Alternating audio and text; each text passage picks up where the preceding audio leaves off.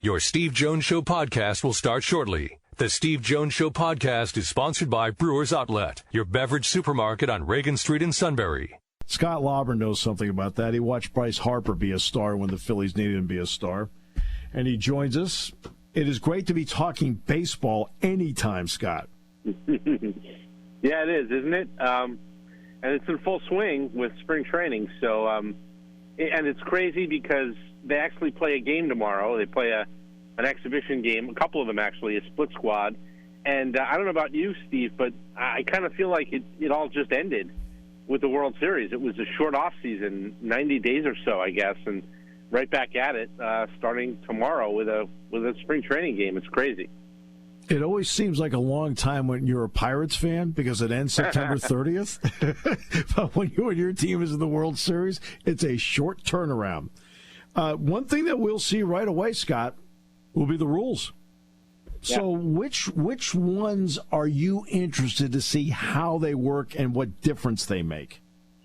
Yeah, we're going to get a good look at them right away. And, I mean, just a guess, but I think the first few weeks of spring training could be a little messy. And I'm not sure Major League Baseball doesn't want it to be a little bit messy because they're going to implement these new rules right from the jump in spring training. And, you know, better to get it out of, you know, as Rob Thompson said, better to get it out of your system in spring training, right? And kind of adapt to them now rather than during the season. And so right from the get-go, they're going to call, you know, they're going to call pitchers who are too slow and hitters who are too slow. And I think that's the one that's going to stand out the most early on. And I don't think it's going to have the you know, I don't think it's going to be the one that has the biggest effect on, let's say, the season, because I think players will adjust. But, you know, there are going to be guys who've been around a long time. I think veteran players are going to have more trouble than young guys who've experienced it in the minor leagues, who've just done something a certain way for their entire careers, and they're going to have to speed up and get, you know, hitters are going to have to get in that box, and pitchers are going to have to get on the rubber and deliver a pitch. And you're going to see, I think, some guys flagged for it early in spring training, and they're not going to be happy about it, but they're going to have to adapt to it. So I think that's the one that's going to stand out in the very beginning. Ultimately, I think the one that's going to have, you know, or the two that are going to have the most effect on the season and the way the game is played in general, you know, is the banning of the shift and, you know, and maybe, you know, some other things like the pickoff throws and the larger bases. You know, it's all in the name of getting more action in the game and less dead time. And I think that those are going to be the rules that change the way the game looks and the way the game is played. The pitch timer and the pitch clock, to me, is very important because it's going to speed up, hopefully, the pace of the game. But I think ultimately a lot of the hiccups that you're going to see in spring training with pitchers and hitters, you know, they'll be able to adapt to that. And once the season starts, hopefully, you know, there won't be a whole lot of interruption because of it. It'll become second nature. So we'll see. So I'll pick out a guy that we know is a slow worker, and that's Kenley Jansen. Everybody knows, whether he was at the Dodgers, Braves, now with the Red Sox, he takes a lot of time between pitches. All right, so on the Phillies, who would fall into that category of taking a little longer, in your opinion, than others that may have to then re-gear to make sure they fit? So the Phillies came to spring training with a list of some of their pitchers, and I assume hitters as well, but, you know, the focus for whatever reason has been more on the pitchers here, who are the slower workers. And, you know, some of the names on that list are like Andrew Bellotti as a reliever who will be in their bullpen, and Jose Alvarado. And but I think the Kenley Jansen equivalent, and I don't know if he's quite as slow as Kenley Jansen, but, you know, he's going to be challenged in a similar way as Craig Kimbrel. And It's not unusual. It's not unusual that guys who are closers, you know, are challenged like this, especially with runners on base. They really do tend to slow down when they get a runner on base and have to pitch out of the stretch. So I generally think it's that group of pitcher, Kenley Jansen, Craig Kimbrel, guys who've been doing this a while and doing it a certain way, who might have to just get used to a little bit of a different pace, a little bit of a different rhythm.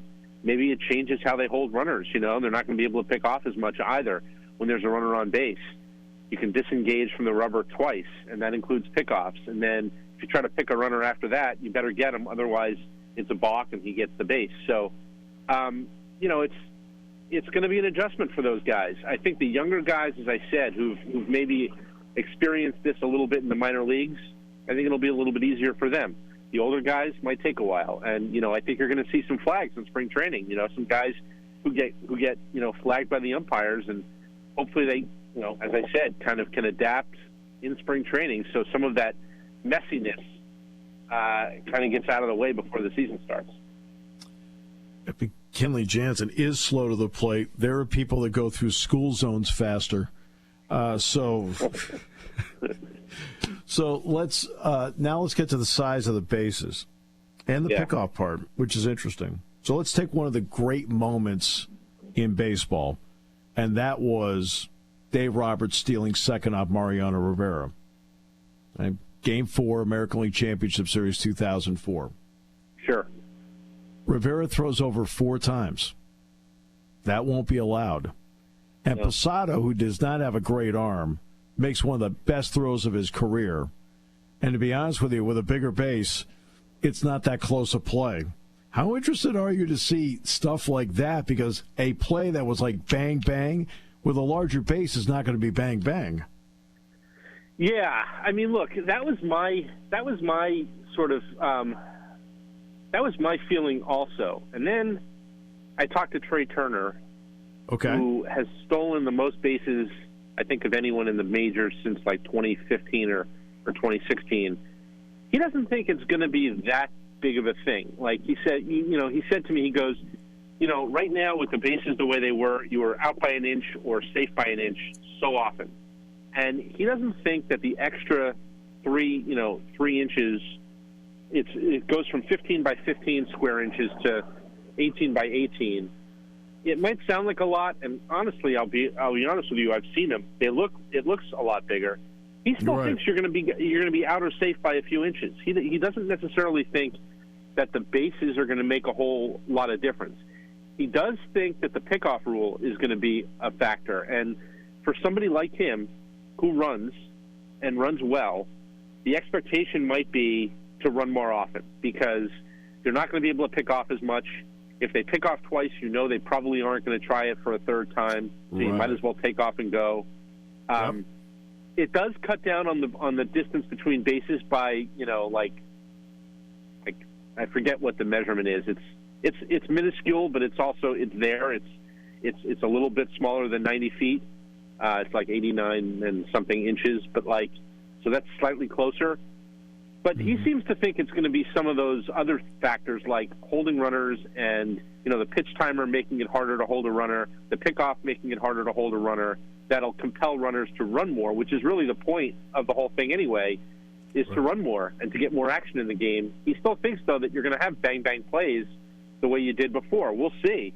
My inclination was to say exactly what you just did, which was, a bang-bang play, it's certainly going to favor the runner now because the base is bigger. But I'm not sure. We'll have to see how it plays out.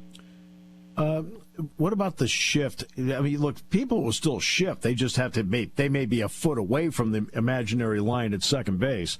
To me, the key part is they have to keep their feet on the dirt of the infield. What's your thought on that? Yeah, I'm curious to see how teams try to circumvent the new rule because that some teams are gonna try to figure out a way. They're going to get. Now, this is what teams do, and it's totally understandable, and that's what they should do is get in their labs and figure out, all right, how do we get an edge now? And I said that to Kyle Schwarber. Kyle Schwarber is one of the ones who's going to be, you would think, most affected in a good way by the banning of the shift because he faced the shift like 90% of the time last year. I saw one estimate where he had 12 or 13 hits taken away by the shift. 12 or 13 hits raises his batting average by about 20 points. How hard he hits the ball to the right side. A lot of those balls that went in the shift are going to go for hits now. So he's excited about that. But I said to him, you think you're going to see like a shortstop for instance, try to break as soon as he can to get in position on the other side? And he's like, I think that's going to be too difficult. Like you can't. It's going to be hard to outrace the ball, so it's going to be hard to break from your side of the base. Obviously, they'll position their infielders on their side of the base to try to maybe take away a hit up the middle or something like that. He thinks where it could get interesting. There's nothing that prevents you. There's nothing that in the rule that talks about outfielders moving.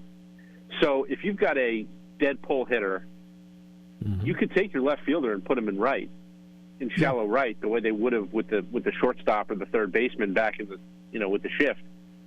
Now you're just daring the guy to hit the ball the other way. If he hits the ball the other way, he's going to run forever and ever and ever. And Schwarber said, if they want to move the left fielder, by all means, I'll try to go the other way and get a triple or an inside the park home run. I'm not averse to trying that, and I think I can do that. So that's the risk. But it's going to be interesting to see if teams try it, and if they do, if they get burned by it. All right. When you look at this Phillies team going in, what are a couple of elements on the checklist that you want to see in spring training that tells you that element is on the right track? Yeah. I think the first thing that I wanted to see when I got there was what the atmosphere was like, what the energy was like in camp. Yeah. And what I found was, as you might expect, it's pretty positive. It's pretty upbeat. There's a lot of confidence, not cockiness. I think it's kind of a quiet confidence that they got where they got last year, 2 wins from winning the World Series, and they feel like they can get back there again. I've talked to players who've been around now for a while with the Phillies, Rhys Hoskins for one, and he was talking about how, really throughout his whole career, he's come to spring training and he's heard about a drought, a playoff drought, 7 years, 8 years, 9 years, 10 years, kind of something that sort of followed them around. And they don't have to hear about that anymore. It's a weight that was lifted, and you could feel it last year after they made the playoffs, and you can certainly feel it this spring. So that was one thing, what the atmosphere was like, what the vibe was like, and so far so good. I'm interested to see now as games start. We've been talking about the rules, what they look like, and how the players adapt to them. I am curious to see how this fifth starter competition plays out. That is the story of camp by far. Andrew Painter, we've all now had a look at him in some bullpen sessions and some live batting practice, and it's impressive stuff. Now we'll see it in games. We'll see it against hitters, and we'll see if at 19 years old he really has a chance to make this team. I think he does, and I think it's actually a pretty good chance if he pitches well and looks like he belongs that he'll be. I think he could be in the rotation on out of camp. So we'll see how that plays out, and then just health. And that's the thing Rob Thompson's been harping on. It's not a camp where there's a whole lot of jobs up for grabs, unless the last 2 spots on the bench really kind of grab you as something that's interesting. And it is interesting, but it is certainly not a primary kind of like storyline. When you have a camp like that where 23 or 24 of the 26 spots are claimed, what you just want to do is you want to see that team break camp healthy. And they're going to have a few guys go off to the World Baseball Classic in a couple of weeks. They're going to want to get them back in the shape that they left them in. So that'll be something to watch and just kind of get through it and be healthy and start the season with their full complement of guys. I've said that once, I've said it 1,000 times when it comes to, like, people ask me about Penn State football training camp, for example. I said, you want to break camp with essentially the same team you started camp with. Yeah. Yep, Thanks so much. Oh, yeah. Thanks so much. Really appreciate it. It was a lot of fun. I know it's been a short time between the World Series and now, but it's always fun to just talk baseball. Oh, yeah, absolutely. And, look, like I said, they got games tomorrow. Opening day is basically a month away. So, so it's coming, and it's coming quickly. And I'm more excited about the season than ever because there's nothing hanging over the sport. I just feel like now we can go and enjoy games and we can yell back and forth about rule changes and players and things like that. Yeah, I was talking to somebody about that the other day and how I wouldn't go so far as to say it's a normal spring training, because you do have the World Baseball Classic that's going to interrupt it in between. Right. But that's a baseball thing. Like, 2020, the pandemic shut things down. 21, it was a weird spring because we were still in the pandemic. Last year, it didn't get started until the middle of March because of the lockout. So we're finally able to go to spring training and talk about baseball for a change, like for 7 weeks uninterrupted. That we haven't done that in a while. So it's pretty good to get back to normal and have a mostly normal spring again. You got that right. Scott, thanks so much. Appreciate it very much, my friend. You bet, Steve. Anytime.